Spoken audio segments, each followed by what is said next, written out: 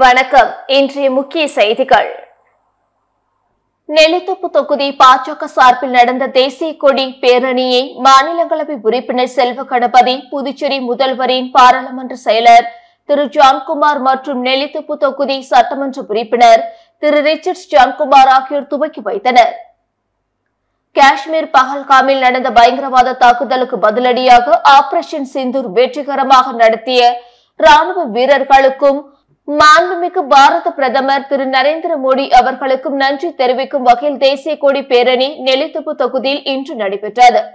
பேரணியை பாரதிய ஜனதா கட்சி மாநில தலைவர் செல்வ கணபதி எம்பி மற்றும் புதுச்சேரி முதல்வரின் பாராளுமன்ற செயலாளர் திரு ஜான்குமார் எம்எல்ஏ மற்றும் நெல்லித்தோப்பு தொகுதி சட்டமன்ற உறுப்பினர் திரு ரிச்சர்ட்ஸ் ஜான்குமார் ஆகியோர் துவக்கி வைத்தனர். பேரணியில் நெல்லித்தோப்பு தொகுதி பாஜக தலைவர் விஜயராஜ், பாஜக இளைஞர் அணி நிர்வாகிகள் மற்றும் பாரதிய ஜனதா கட்சியின் அனைத்து பிரிவு நிர்வாகிகள், ஓய்வு பெற்ற ராணுவ வீரர்கள், பள்ளி மாணவர்கள், மகளிர்கள் கையில் தேசிய கொடியுடன் கலந்து கொண்டனர். சாரம் பகுதியிலிருந்து தொடங்கிய பேரணி நெல்லித்தோப்பு தொகுதி சட்டமன்ற உறுப்பினர் அலுவலகம் அருகே முடிவடைந்தது.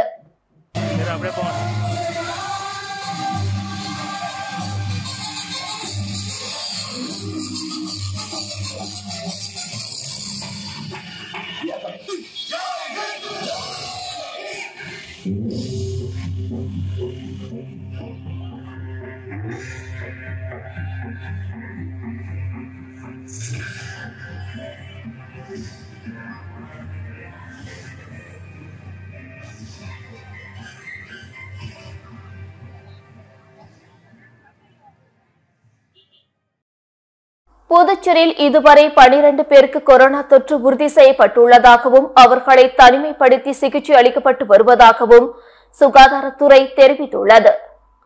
புதுச்சேரி சுகாதாரத்துறை வெளியிட்டுள்ள செய்திக்குறிப்பில், புதுச்சேரியில் கடந்த வாரம் மருத்துவமனை அணுகிய நோயாளிகளில் டெங்கு, சிக்கன் குனியா மற்றும் கொரோனா பரிசோதனைகள் மேற்கொள்ளப்பட்டன. அவற்றில் 12 பேருக்கு கொரோனா தொற்று உறுதி செய்யப்பட்டது. அவர்களை கதிர்காமம் அரசு மருத்துவமனை மற்றும் அரசு மகாத்மா காந்தி மருத்துவமனையில் தனி வார்டுகளில் அனுமதித்து சிகிச்சை அளித்து வருகிறோம். மேலும் இந்த கொரோனா நோயாளிகள் 3 நாள் சிகிச்சைக்கு பிறகு குணமடைந்து விடுவார்கள். இதுவரை எந்த விதமான தீவிர பாதிப்பும் இல்லை. முன்னெச்சரிக்கை நடவடிக்கையாக கோரிமேடு டிபி மருத்துவமனையில் 10 ஐசியு படுக்கைகள் மற்றும் 2 வெண்டிலேட்டர்கள் வசதி செய்யப்பட்டுள்ளன. அதிலிருந்து அதிக பாதிப்புடையவர்கள் அங்கு அனுமதிக்கப்படுவர். நோயாளிகள் மட்டும் முகக்கவசம் அணிய வேண்டும், மற்றவர்கள் அணிய தேவையில்லை. மத்திய அரசின் புதிய வழிகாட்டு நெறிமுறைகள் இதுவரை வரவில்லை.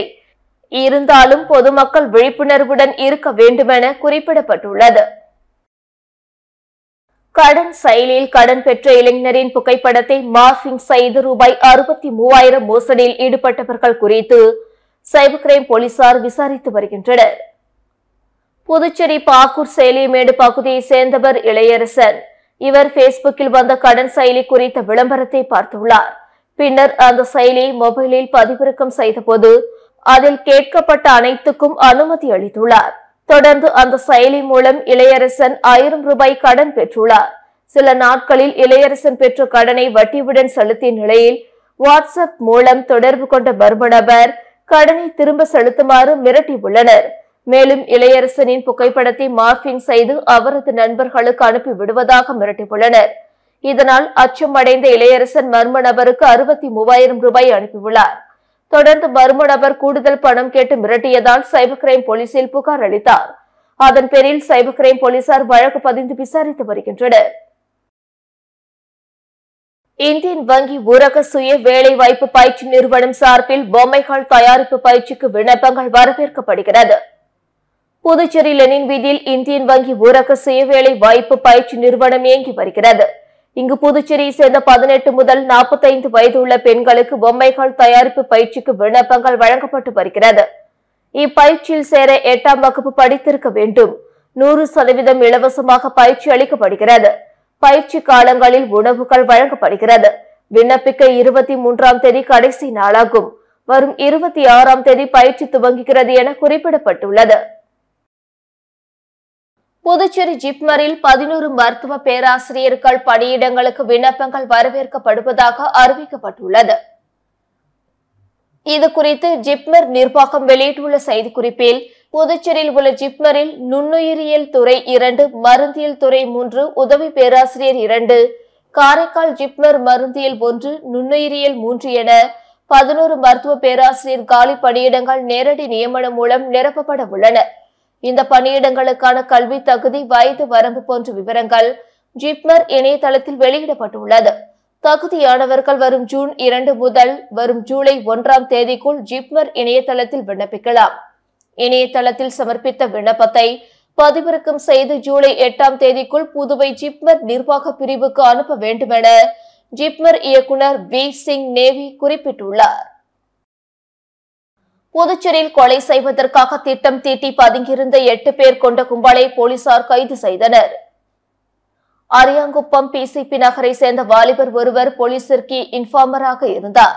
பிசிபி நகர், அம்பேத்கர் நகர் பகுதிகளை சேர்ந்த பல்வேறு குற்ற வழக்குகளில் தொடர்புடையவர்களை பற்றி அரியாங்குப்பம் போலீசாருக்கு அவர் தகவல் தெரிவித்து வந்தார்.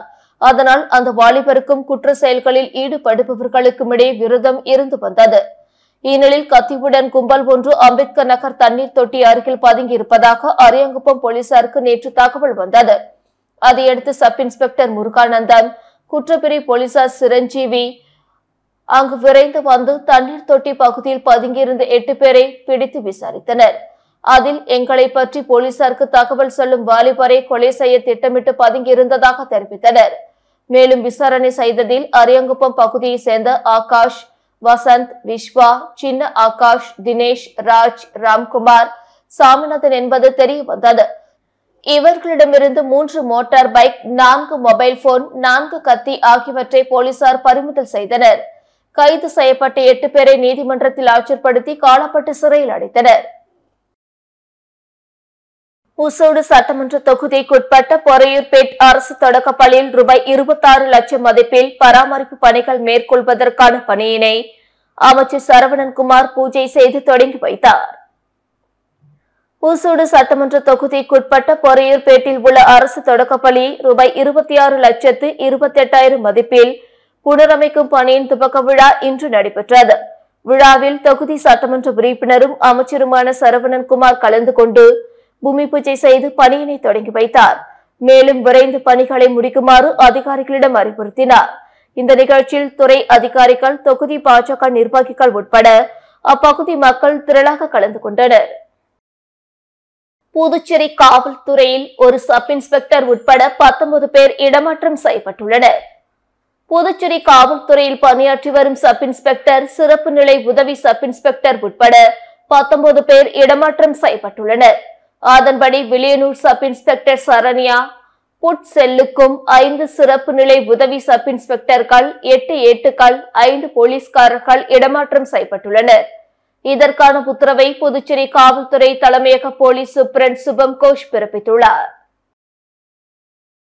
புதுச்சேரியில் பயிற்சி பெற்ற பட்டதாரி ஆசிரியர்கள் விரிவுரையாளர்களாக பதவி உயர்வு அளிக்கப்பட்டு பணியிட மாற்றம் செய்யப்பட்டுள்ளனர். புதுச்சேரி கல்வித்துறை ஆசிரியர்களுக்கு சீனியாரிட்டி அடிப்படையில் பதவி உயர்வு வழங்குவதற்கான பணிகளை முடுக்கிவிட்டுள்ளது. முதற்கட்டமாக தகுதி வாய்ந்த பயிற்சி பெற்ற பட்டதாரி ஆசிரியர்களுக்கு விரிவுரையாளர்களாக பதவி உயர்வு அளிக்கப்பட்டுள்ளது.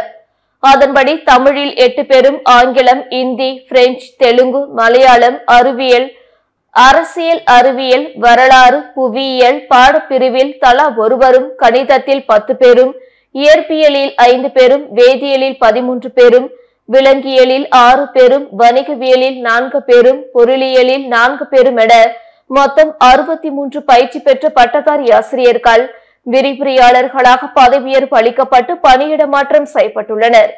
இதற்கான உத்தரவை பள்ளி கல்வித்துறை இயக்குநர் பிரியதர்ஷினி வெளியிட்டுள்ளார். வில்லியனூர் அருகே தமிழக பகுதியான பெரம்பை கிராமத்தில் உள்ள ஸ்ரீ ஏழை மாரியம்மன் ஆலயத்தில் நடைபெற்ற ஊரணி பொங்கல் வைத்தல் விழாவில் திரளான பக்தர்கள் கலந்து கொண்டு சாமி தரிசனம் செய்தனர்.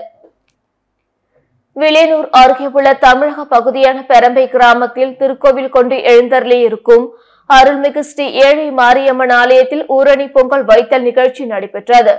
முன்னதாக காலையில் ஸ்ரீ ஏழை மாரியம்மன், ஸ்ரீ செங்கல்நீர் அம்மனுக்கும் பாலாபிஷேகம் நடைபெற்றது. அதனைத் தொடர்ந்து மாலையில் ஐயனாரப்பன் ஆலயத்தில் ஊரணி பொங்கல் வைத்து பொதுமக்கள் வழிபாடு செய்தனர். தொடர்ந்து ஆலயத்தில் பொங்கல் படையலிடப்பட்டு மகா தீபார்த்தனை காண்பிக்கப்பட்டது. இதில் திரளான பொதுமக்கள் கலந்து கொண்டு சுவாமி தரிசனம் செய்தனர். புதுச்சேரியில் போட்டித் தேர்வுகளுக்கான பயிற்சி அளிக்கும் நிறுவனங்களிடமிருந்து விண்ணப்பங்கள் வரவேற்கப்படுவதாக தேசிய வாழ்வாதார சேவை மையம் அறிவித்துள்ளது. இதுகுறித்து ஆதி திராவிடர் மற்றும் பழங்குடி இனத்தவர்களுக்கான தேசிய வாழ்வாதார சேவை மையத்தின் துணை பிராந்திய வேலைவாய்ப்பு அதிகாரி கோட்டூர் சாமி வெளியிட்டுள்ள செய்திக்குறிப்பில், புதுச்சேரியில் ஆதி திராவிடர் மற்றும் பழங்குடி இனத்தவர்களுக்கான தேசிய வாழ்வாதார சேவை மையம் நிறுவப்பட்டுள்ளது. வேலை தேடும் எஸ்சி, எஸ்டி இன இளைஞர்களுக்கு ஓராண்டு கால சிறப்பு பயிற்சி வழங்கும் வகையில் போட்டித் தேர்வுக்கு சிறப்பாக பயிற்சி அளிக்கும் நிறுவனங்களிடமிருந்து விண்ணப்பங்கள் கோரப்படுகிறது.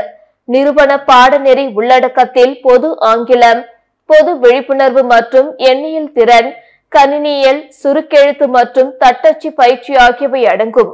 தேர்ந்தெடுக்கப்பட்ட நிறுவனங்களுக்கு தொழில் சார்ந்த கட்டணங்கள் ஒரு மாணவருக்கு மாதம் தோறும் ரூபாய் 1200 வழங்கப்படும்.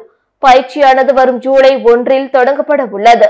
சம்பந்தப்பட்ட நிறுவனங்கள் இதற்கான விண்ணப்பத்தை மே 30ஆம் தேதிக்குள் துணை பிராந்திய வேலைவாய்ப்பு அதிகாரி, ஆதி திராவிடர் மற்றும் பழங்குடி இனத்தவர்களுக்கான தேசிய வாழ்வாதார சேவை மையம், எண் 5, 3வது குறுக்கு தெரு, முதல் தளம், நடேசன் நகர், புதுச்சேரி என்ற முகவரிக்கு அனுப்ப வேண்டுமென குறிப்பிடப்பட்டுள்ளது.